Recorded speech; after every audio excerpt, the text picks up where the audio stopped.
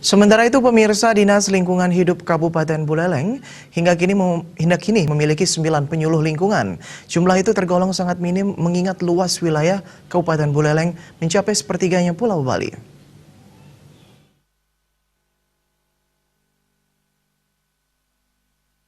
Kekurangan tenaga penyuluh lingkungan diakui oleh Kepala Dinas Lingkungan Hidup Kabupaten Buleleng, Putu Aryadi pribadi. Menurutnya, para penyuluh merupakan pegawai administrasi yang ditugaskan merangkap sebagai penyuluh lingkungan dengan wilayah tugas 169 desa se-Kabupaten Buleleng. Penyuluh lingkungan memiliki peranan sangat penting dalam memberikan edukasi dan sosialisasi kepada masyarakat. Aryadi menambahkan, petugas penyuluh lingkungan yang dibentuk saat ini masih bekerja secara tim. Mereka berunding menentukan kelompok-kelompok pengelola sampah yang perlu mendapat pendampingan.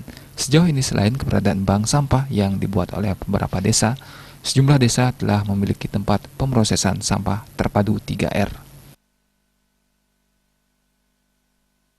Awalnya bertugas administrasi, tetapi karena dinilai mempunyai kemampuan dan kita berikan pelatihan, kita berikan tugas tambahan sebagai penyuluh lingkungan, itu kurang lebih ada 9 orang, dan kita penugasannya sesuai dengan jadwal.